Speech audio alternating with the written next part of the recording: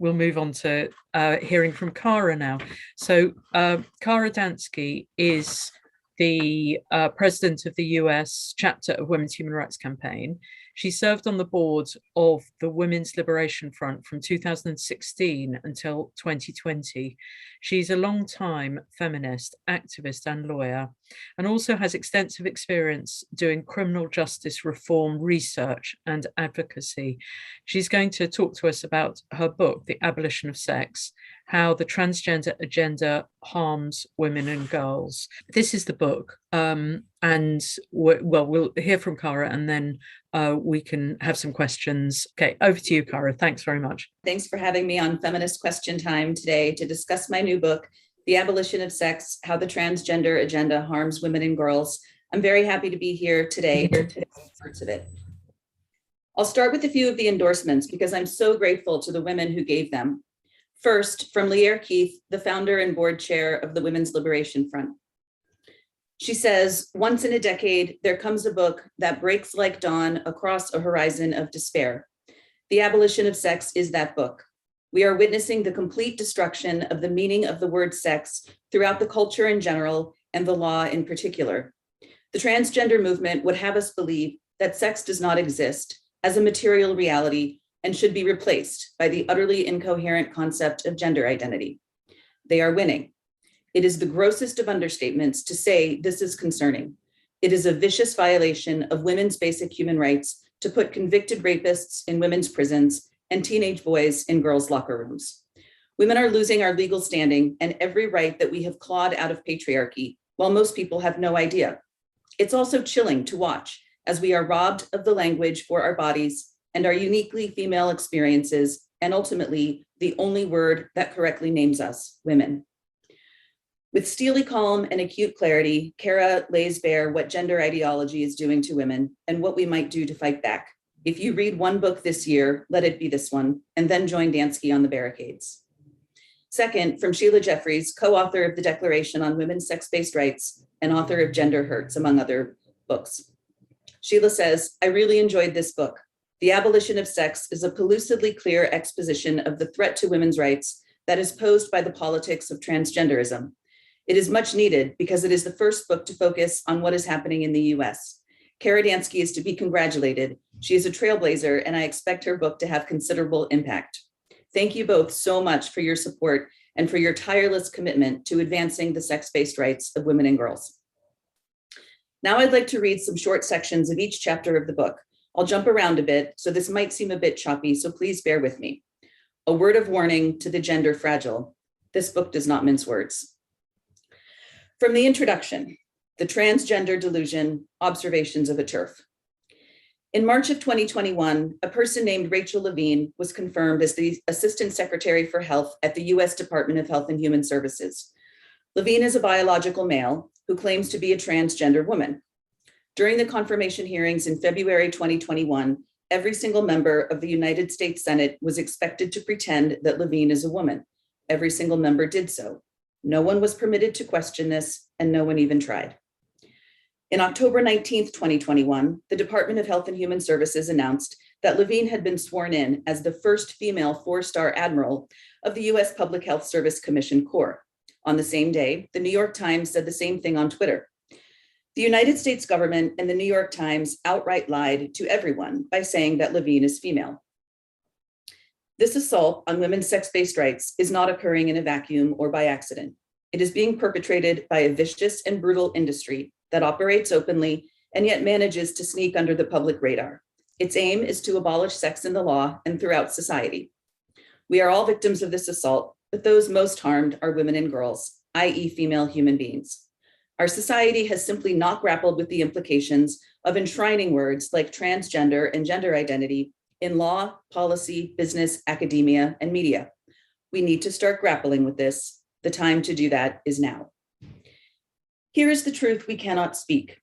Gender identity does not exist in any real material sense, and transgender is simply a made-up concept that is used to justify all kinds of atrocities. It is, in effect, a men's rights movement intended to objectify women's bodies and erase us as a class. It is left-wing misogyny on steroids. I say this as a leftist and a Democrat. At this point, many readers might be thinking, okay, but I have a child, sister, brother, niece, nephew, cousin, friend, etc., who is trans. What should I do about that? Just ignore his or her identity? My answer is this: your child, sister, brother, niece, nephew, cousin, friend, or whomever is still either female or male biologically, even if the person has adopted a so-called trans identity. That is what matters. That is what is true in a material, real, objective sense. The person in question can adopt a subjective gender identity if she or he wants to, but that identity is no more real than it would be for you, me, or anyone else to identify as a tree or a chair. Along this journey, I have met numerous parents whose children, both minors and young adults, were struggling with matters of sex and gender. Many of these children appeared to believe that they were born in the wrong body and that they were in fact the opposite sex. Some simply wanted to escape their biological sex in search of something different. Today, such a phenomenon might seem healthy and normal. It is not. The parents I have met with trans children are in agony. The gender identity industry is feeding their children drugs that will result in permanent sterilization and possible terminal illness.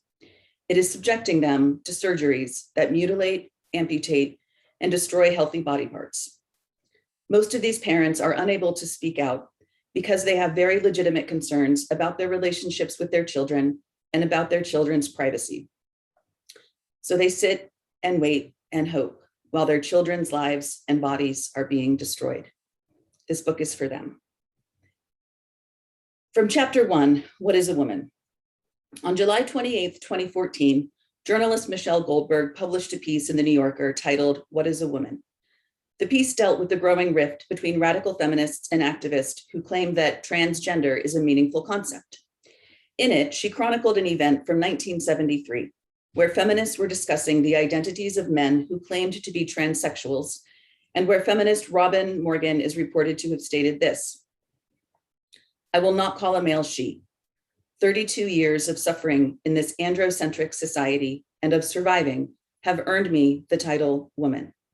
One walk down the street by a male transvestite, 5 minutes of his being hassled, which he may enjoy, and then he dares to think he understands our pain. No, in our mother's names and in our own, we must not call him sister. It is commonplace to say today, and to think we have to say, that trans women are women. But little thought is given to what this assertion actually means. When feminists question its meaning, we are told that trans women are women because they say that they are. Everyone in society is expected to go along with this fiction. What many people simply don't know, because most media outlets will not cover this topic, is that women, and some men, are routinely fired from jobs, ejected from organizations, banned from social media, and deplatformed from speaking engagements for having the temerity to say that women are female. Chapter 2, The Abolition of Sex. In this chapter, I go through all of the ways in which the US government, including Congress, the Biden administration, and the courts, is abolishing sex in the law. In all honesty, this chapter is probably too boring for many readers, especially readers outside the US. But the information has to be documented, and to the best of my knowledge, no one has yet brought together all of this material in one place. This chapter does that, and then concludes, abolishing sex as a meaningful category in the law has grave implications for everyone, but especially for women and girls, which will be explored in the next chapter. From chapter 3, Implications for Women and Girls of Abolishing Sex. Our nation has not grappled with the long-term impacts of abolishing sex. For example, what will come of the reporting on crime and the recording of crime statistics if we continue to abolish sex? It has become commonplace for reporters to report on horrific crimes as being committed by women when they were in fact committed by men. One of the most egregious examples is the reporting on the case of Jacob Nieves, who was convicted in August 2020 of 2 counts of sexual exploitation of children, 1 count of distribution of child pornography, and 1 count of possession of child pornography. Jacob is a man who also claims to identify as a woman.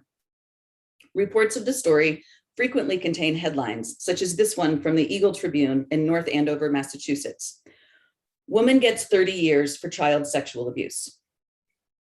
The article clarifies that Nieves identifies and lives as a female without explaining what that might mean when referring to a man, and uses she and her in describing him. Two of Nieves' victims were under 4 years old, and Nieves apparently told an undercover officer that she had sexually abused 2 children known to her, and sent the undercover agent images and videos that Nieves had produced, which depicted Nieves sexually abusing one of those children. This is a male child sexual abuser being reported on as though he were a woman in what is presumably an otherwise reputable publication. However, no reader would know that by simply reading the headline. Any average reader would simply assume that these horrible crimes had been committed by a woman. If we abolish sex, what will happen to our ability to conduct necessary public health research? Let's take a hypothetical example to illustrate this point. Let's say that a drug company is conducting a clinical trial of a new drug that has the potential to cure prostate cancer and is offering $500 to men who are willing to participate. I sign up on the basis of my supposed male gender identity.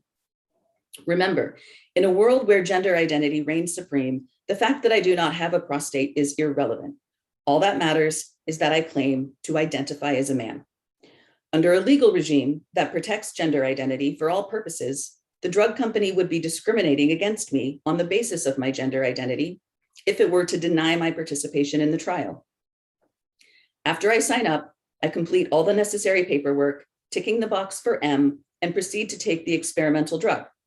The drug company then tests the effects of the drug on my body and incorporates the results into its research. The company reports that all testing on men has been completed with positive results, and the drug is eventually approved. Would the men who later take the drug to cure their prostate cancer even know that at least one of the test participants was female? Wouldn't they have the right to? Shouldn't they? If readers think this sounds preposterous, that's because it is. And yet, in a world where sex is abolished at the altar of gender identity, there is no reason whatsoever that this could not happen or even become commonplace.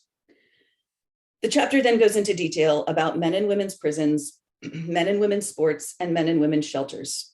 It describes the particular horrors that the abolition of sex is perpetrating on lesbians with input from the group LGB Fight Back. It then continues. When I speak with lesbians, gay men, and bisexual men and women, it is clear that transgenderism is fundamentally at odds with the legal rights and social acceptance of LGB people. There is nothing wrong with having a same-sex attraction, and all of transgender ideology obscures that reality. My hope in including their voices here is that readers will understand the impact of the gender identity industry on LGB people. I am immensely grateful to the members of LGB Fight Back who shared their insights and concerns with me. The simple fact is that all of this follows inevitably from the abolition of sex in law and policy. Our society simply cannot protect anyone on the basis of sex, women and girls, including lesbians especially, if we ignore that it exists. The situation is nothing but devastating for women and girls, and for lesbians in particular. From Chapter 4, The Abolition of Sex in Media and Discourse. The topics I have been discussing are not generally permitted to be talked about in public. When words like these are spoken, the speaker is often labeled hateful and bigoted, or sometimes racist, fascist, or Nazi. Explanations for these accusations are rarely provided. The closest anyone has ever come to justifying the accusation of racism is that insisting on single-sex bathrooms mirrors Jim Crow racial segregation. But that is ridiculous. Men and women are simply different for the purpose of using the restroom in ways that people of varying racial backgrounds are not different for that purpose. Most of the mainstream US news media has never provided any honest coverage of the feminist critique of gender identity.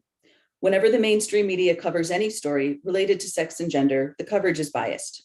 It is so biased, in fact, that it uses words like trans and transgender with the apparent assumption that everyone knows what those words mean, that they are uncontroversial, and that there is a coherent and shared definition of them. When headlines use phrases like trans athletes and transgender athletes, they are almost always referring to men and boys, but virtually no mainstream media outlet will say that.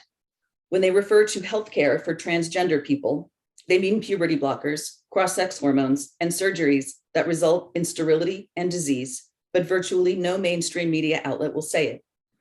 To most Americans, these headlines probably sound straightforward. In truth, they are anything but. The social media scene is no better. Posting feminist content has gotten numerous women and a few men suspended from Twitter and banned from Facebook. As noted earlier, Canadian journalist Megan Murphy, editor-in-chief of the Feminist Current, comedy author Graham Linehan, and Kelly J. Keane Minshall have all been permanently banned, as have been numerous lesser-known feminists and male friends. Threats of violence in response to statements about sex and gender that ought to be completely innocuous have become routine. The mainstream media simply will not permit feminists to talk about our rights as women, because doing so is deemed to be offensive or hateful. The mainstream media keep us out by simply refusing to platform us. When we try to speak out on social media, we're subject to punishments, usually suspensions in the case of Facebook, and either temporary or permanent bans in the case of Twitter.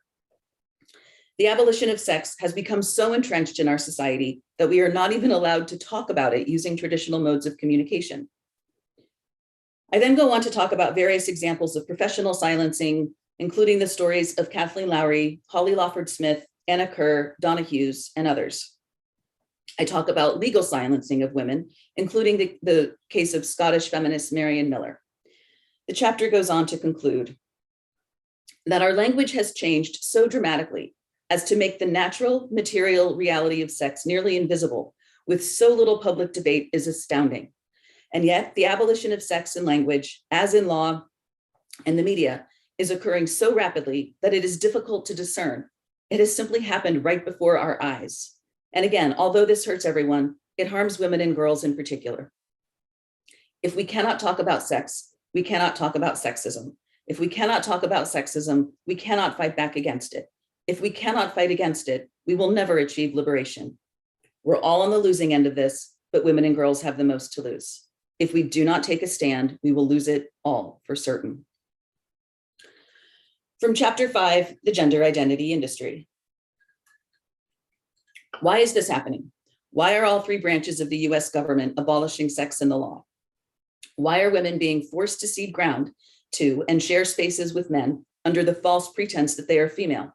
Why are we not permitted to talk about this? Why are the media, which includes many smart and powerful women, misleading and gaslighting us?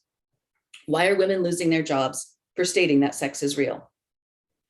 An invisible industry exists that is driving this entire apparatus, and although it operates openly, few people seem to know about it. Obliterating biological sex in the law and throughout society is the starting point. Women's rights and bodies are collateral damage.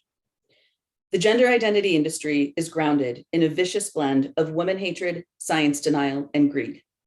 This statement may be shocking or outlandish. Please bear with me as I explain. I then go on to talk about Janice Raymond's fantastic 1979 book, The Transsexual Empire, and her introduction to the 1994 republication. I discuss extensively the emergence of so-called queer theory in US academia, and then I continue. How did an obscure and nonsensical academic theory go from the ivory tower to everyone's living rooms, classrooms, boardrooms, and throughout society itself? I would argue that once the academy succeeded in queering the sex binary, three things happened that would create the necessary conditions for the contemporary abolition of sex in law and throughout society. 1, the invention of the word transgender. 2, the explosion of corporate-driven technologies and medical practices. And 3, the thorough embrace of the sexual exploitation of women and girls on the political left. If someone had tried to sell Americans the idea that sex isn't real by quoting some harebrained scheme cooked up by a handful of off-the-wall academics, it never would have succeeded. Everyone, after all, knows how babies are made. In order to accomplish the goal of persuading Americans to go along with the pretense that sex doesn't exist, we needed a new word. That magic word is transgender. The chapter goes into detail about the industry, including Stryker, Arcus, and Rothblatt. Most viewers will know who I'm talking to, and goes into detail about Jen Billick's fantastic blog, the 11th Hour blog. Then, from the section on the sexual objectification of women. The truth is that the pitiful ways in which women are treated are all right out there in the open. They are evident in the ways in which men catcall us, the ways in which we are depicted in imagery throughout society, the ways in which we are sexually harassed and abused, the ways in which we are objectified, and in pornography. Gender identity does not erase any of it. In fact, gender identity makes the objectification of women much, much worse, because the objectification of women is the essence of what gender identity is.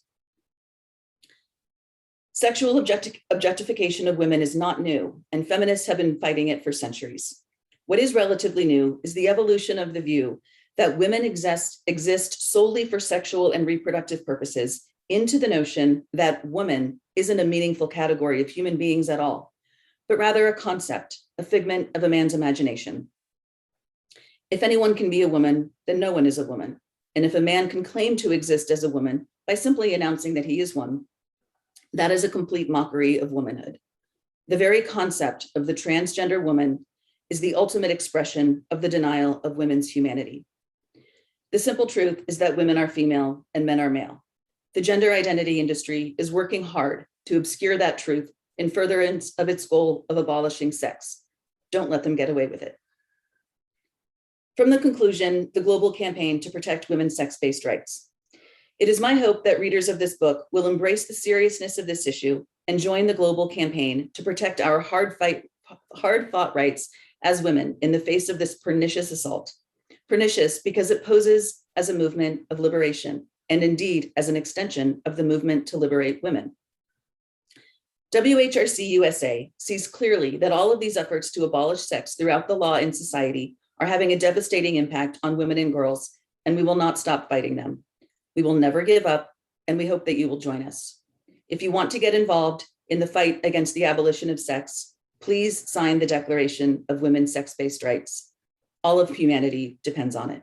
This is a really, really good book. And partly it's because Kara is a lawyer and she talks in the heart of the book at the center about the legal situation, what's happening in the law in the United States, which is replicated all over. But it's a lovely read because Kara is really good at writing about the law. I mean, she's really good at writing, but fantastic about the law. So you get an insider's view and you get an understanding of what's happening in the law and those changes. But it's a sort of very confident analysis because I guess you've read, Kara's written so much. Another thing that I love about the book, and I think others here who other women and men who read it, is that Kara is a radical feminist and she's rooted in the radical feminist movement, and she has been for a very long time. And unlike some of the other books that have been written about this devastating sort of rolling out of transgender ideology, which start off saying things like, I never really even thought of myself as a feminist, and none of us saw this coming. We had no idea, and we don't understand why it's happening.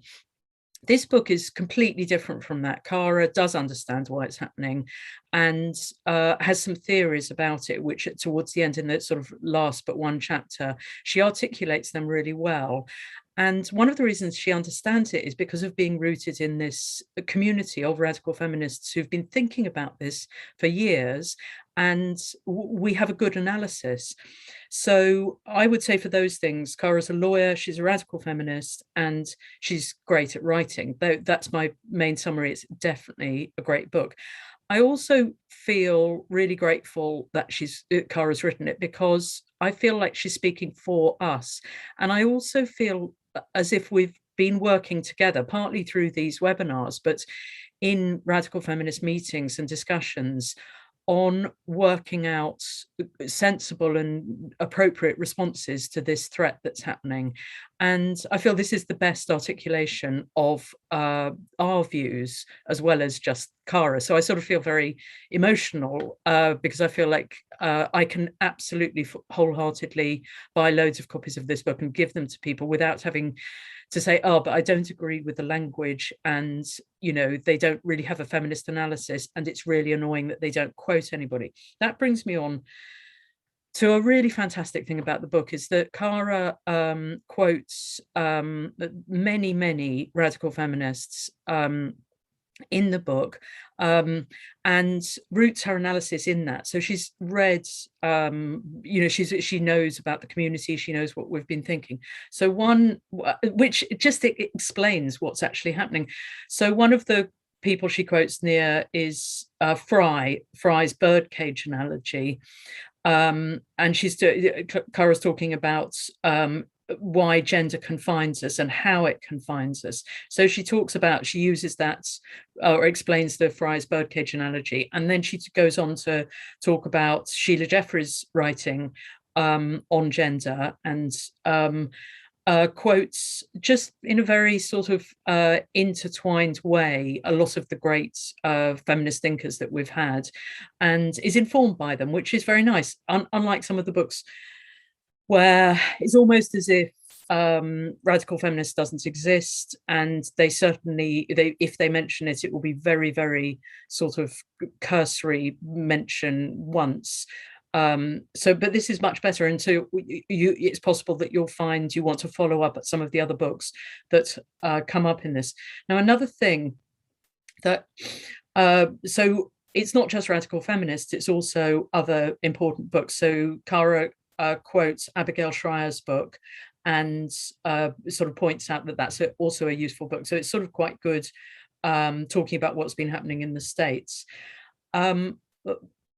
Kara's language is unbelievably accurate in this book. It's fantastic. She's unequivocal about her insistence and our insistence that you can't change sex and that we need to call men men. It's men getting into women's changing rooms.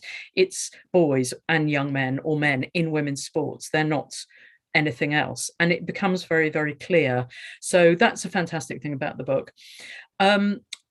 There's some new stuff that is in there that I sort of feel like we're going to want to quote, and I was picking out thinking that's a fantastic quote. So one of the things that I haven't heard before or seen is this idea that Kara writes in 2014, a friend opened my eyes to the problems of the transgender agenda, telling me that transgender is anti-feminist because it is, in her words, the ultimate penetration of our bodies by men. Now, there are loads of bits in the book where I thought, oh, that's interesting. I haven't heard that written in that way, and it's really clear. So that's very helpful. Now, just sort of a bit later in the book, Kara quotes the 1973 work by Robin Morgan, which I think maybe you just quoted, saying, I will not call a male she. 32 years of suffering in this androcentric society and of surviving have earned me the title woman. One walk down the street by a male transvestite, 5 minutes of his being hassled, and then he dares to think he understands our pain. No, in our mother's names and in our own, we must not call him sister. Now, there's loads of quotes that Kara's picked out, and there it's a really great read. Plus also I'll say it's very fun to read, so, and uplifting. So that's another reason to read it. On the Equality Act, Kara calls it the so-called Equality Act being introduced into the United States. She says the bill is long and difficult to pass for lawyers and non-lawyers alike. Its stated purpose is to prohibit discrimination on the basis of sex, gender identity, and sexual orientation, and for other purposes. And then Kara riposts and says, this is disingenuous, however, because what it would actually do is redefine sex to include gender identity throughout US civil rights law. So that's good. I've got a question, Kara. You were saying that when the book was actually published, there were a couple of bits, or at least one bit that the editor put in that you were not that happy with. Can you tell us about that? First of all, I will say that the process of getting this book published happened incredibly quickly. I've never published a book before, so I don't know how long it usually takes. But this started in about May of this year, and it's already out. And my understanding is that's unbelievably fast for a publication. So, and part of the reason for that is that when the publisher first contacted me, he understood that this was a major issue, and he thought that I would be a good person to write this book. And we sort of talked over the months and settled on the idea for the book. And I submitted the first manuscript in August. And we sort of went back and forth, and that was all fine. And the original agreed on publication date was going to be sometime in December. But as August wore on, and September wore on, and October wore on, we saw some crazy things that were happening, like, and I cover all of these in the introduction, the ACLU completely editing women out of one of Justice Ruth Bader Ginsburg's most important quotes about abortion rights on the anniversary of her death, which was so outrageous. And then we've got, leaders of the Labor Party saying absolutely insane things about cervixes, and women running around London dressed as dinosaurs. And the Lancet reduced us to bodies with vaginas. Everything was just looking like it was speeding up. And so I kept urging the publisher to move up the publication date, and he kept kind of putting me off. But then Dave Chappelle happened. And for anyone who doesn't know, Dave Chappelle had a comedy special on Netflix where he speaks up in support of J.K. Rowling and says that he's joining Team TERF. And that was a game changer for those of us fighting this fight in the US, because he's just huge here. You can't really exaggerate his popularity. So finally, I sent it to the publisher and I said, we've got to do this. And then he agreed with me. So that was good. So he agreed to push up the publication date. And that had two impacts that I want to address. And I promise I'll get to your point, Joe. One impact it had is that that's the main reason it's on Amazon. I've had a lot of people say, I can't buy this book because I can't buy anything off Amazon. I just want to say, I totally understand that. Some people have said, I don't buy anything from Amazon, but I will make an exception for this book, which I appreciate. But I also totally understand if people just can't buy it off Amazon. I get it. But the original plan had been to go the more traditional route and print a bunch of copies and ship them to distributors and advertise it for pre-order, which is typically what happens. But this had to move quickly. And so he made the editorial decision, not editorial, but the publishing decision. And this was his decision. I ultimately contractually couldn't decide this. It was his call to make. And he decided, we need to go. We need to finish this. We need to get it up on Amazon, and it just needs to go. So I said, fine. I didn't have a say anyway, but I was fine with it. But then what happened is it just really sped up the editing process. And so I submitted what I thought was the final at the end of October. And so when this went up this past week, they sent me the PDF. And my final had updated the introduction to include the stuff on Chappelle. So here's what I said to update everyone on Chappelle. In October 2021, Netflix released a Dave Chappelle comedy special called The Closer, in which he offered support to J.K. Rowling before announcing that he is Team TERF. This set off a firestorm of debate about whether Dave Chappelle was transphobic. Commentator Bill Maher would later declare on television that he is Team Dave, and called for having an honest, free discussion about this. And I sort of left it at that. I thought that was enough. The publisher, I think, had a good instinct, which was to expand on that and sort of hype up the Dave Chappelle stuff. So what he did, and he tells me that when he did this, he assumed that I would have another review of it, but I didn't. So he just edited it to say, in October 2021, Netflix released a Dave Chappelle comedy special called The Closer, in which he offered support to J.K. Rowling before announcing that he is Team TERF. And here's what he added. He also made provocative jokes about trans people and boldly mocked the pretense that a man can become a woman or vice versa by simply declaring it so, and then going on with the rest. I would never, ever say that Dave Chappelle made provocative jokes about trans people. I also wouldn't say that he boldly mocked the pretense that a man can become a woman, because I actually don't think that's bold. I think saying a man cannot become a woman is not bold at all. We should all be saying that. But I would never say that Dave Chappelle made provocative jokes about trans people, because I would never say trans people. That's part of the point of this entire book, is that we have to stop using that language. And it's just interesting to me because this publisher is totally on board with this project and has been since the beginning. He never told me once that I had to change a pronoun or use wrong sex pronouns or refer to men as women or anything. He's completely on board with this project. And yet, when sort of rushed to finish this book, he included that phrase, trans people, and he himself would never use it. Or maybe he would, and that's part of the problem. The language is so pernicious that even someone who was completely on board with this project messed up at the last minute and it got slipped into the version. So the version that many of you have will include that. But I emailed him and I basically demanded an edit. So any book that gets printed after this past Thursday will not include that language, but any book that was printed on Wednesday will. How long did it take you to write that book? That book was almost already written in my head.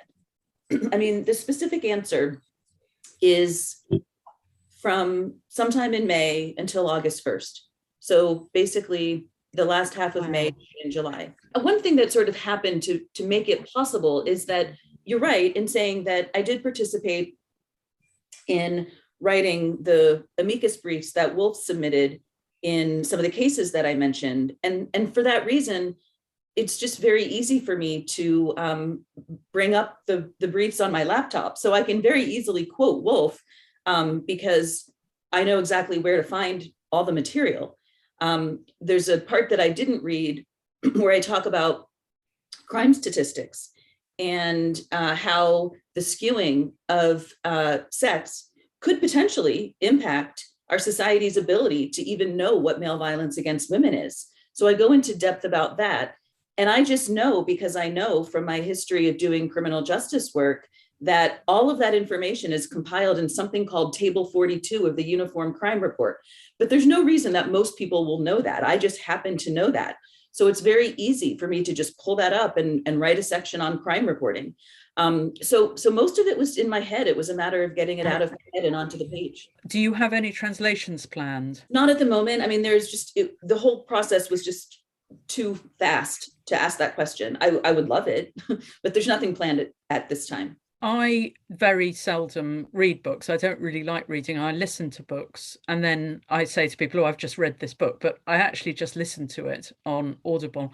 Would you be able to do that? Because I think that there are a lot of women and I guess men who would find that really attractive. Yeah, so I got asked that question a lot on Wednesday when it first came out. And I hadn't spoken with the publisher about it, but I did. I asked him and he said, yes, absolutely. And he said, well, we'll figure out a way to make that happen. So I don't have a timing, but yes, that'll happen.